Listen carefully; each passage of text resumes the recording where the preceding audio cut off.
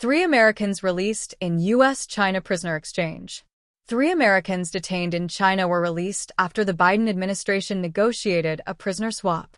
Mark Swidan, Kai Li, and John Leung are on their way back to the U.S., a spokesperson for the National Security Council, NSC, said in a statement on Wednesday. Soon they will return and be reunited with their families for the first time in many years, the statement said.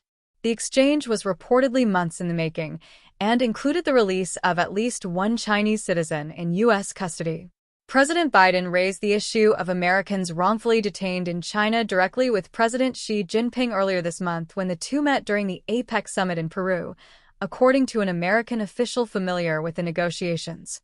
National Security Advisor Jake Sullivan also urged for their return during his visit to China in August. Thanks to this administration's efforts and diplomacy with the PRC, all of the wrongfully detained Americans in the PRC are home, the NSC spokesperson said. The swap was first reported by Politico. Mr. Swidan, 48, had been detained since 2012 and was facing the death penalty after a conviction for narcotics trafficking. Swidan denied the charges and the State Department classified him as wrongfully detained, previously raising concerns about his health. Mark Li, 60, had been held in China since September 2016 on what activists say were trumped-up spying charges. John Leung, 78, has led several pro-Beijing groups in the U.S. He was arrested in 2021 and sentenced to life in prison on espionage charges 2 years later.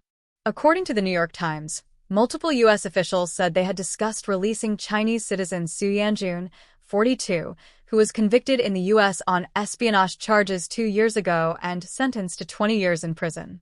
Su was first Chinese government intelligence officer ever to be extradited to the U.S. to stand trial, the Justice Department said.